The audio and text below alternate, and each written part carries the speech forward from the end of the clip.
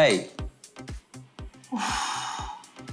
বেটা ধীরে তো স্বপ্নটা ভাঙিয়ে কি সুন্দর একটা স্বপ্ন দেখতেছিলাম। হ্যাঁ কখন আইলি? আসছি তো অনেকক্ষণ। আঙ্কেল আমাকে আটকে রাখছিল।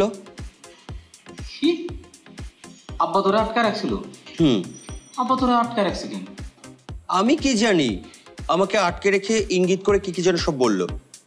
এই বেটা এই তোর কি মাথা পাগল হয়ে গেছে? আব্বা তোরে ইঙ্গিত করে কি জানি কি বলবো না? আই সোয়ার পৃথিবীর সবার কাছে মিথ্যে কথা বললেও আমি কি কখনো তোর কাছে মিথ্যে কথা বলেছি পলু? এই বেটা এই পলু মুলু কি রে? হ্যাঁ আমার একটা নাম আছে না? আমার নাম পলাশ, পলাশ বলে ডাকবি, ঠিক আছে? আরে এটা তো তোকে আদর করে ডাকি। আমি তো তোকে পারমিশন দিয়েছি, তুই যদি চাস তাহলে তুই আমাকে সুই বা সুট বলে ডাকতে পারিস। এই কথা এই সুই বা সুই এটা কি কোনো মানুষের নাম হয়? আমি সব নামে ডাকতে পারবো না। আচ্ছা ঠিক আছে, ভালো কথা। তুই যে চৌধুরীর যে বড় মাইয়া আছে, হ্যাঁ ওদের তুই কি করছিস?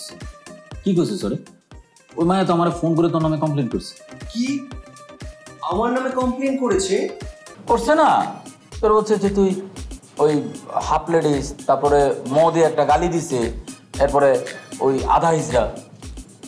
কি তোকে ফোন দিয়ে আমার নামে এইসব বাজে কথা বলেছে পলু? আরে বেটা এসব কথা তো বলে নাই।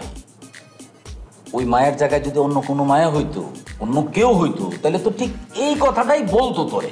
ও তো বলে না, ও তো দেশি মায়া না, ও তো চৌধুরী বংশের মায়া, ও তো চৌধুরী ফ্যামিলির মায়া। আচ্ছা সে ফোন করে আমার নামে কি কমপ্লেন করেছে শুনি। ওই সে কমপ্লেন করছে যে সে তোর সাথে কথা বলতে চায় না, তোরে সহ্য করতে পারে না, তারপরেও তুই জোর করে তার লগে তুই কথা বলতে চাস। ইস, বই গেছে ওর সাথে আমার কথা বলার জন্য। নেহাত এক পাড়ায় থাকি, তাই সামনাসামনি দেখা হয়ে গেলে একটু কুশল বিনিময় করি, না হলে ওর সাথে কে কথা বলতো। ঠিক আছে, এরপরে যখন দেখা হয় আর কথাই বলবো না, একদম অন্যদিকে মুখ ঘুরিয়ে চলে যাবো। হ্যাঁ একদম ঠিক বলছিস, শুধু তুই না, মহল্লার সব পোলাপান যাতে ওর দিকে মুখ ঘুরে না তাকায়। আল্লাহ, তুই কেন এটা বলছিস পলু?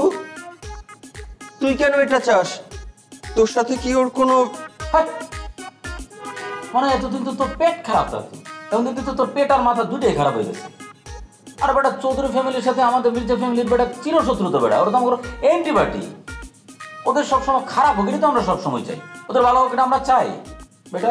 শুধু পোলাপানকে পুরো মহল্লা যদি ওর কাছ থেকে যদি মুখ ঘুরে আনে, তারপরে তো বেটা বেশি খুশি হবো বেটা। তুই আসছিস এইসব নিয়ে বেটা, তুই বেটা আমার চিনস না।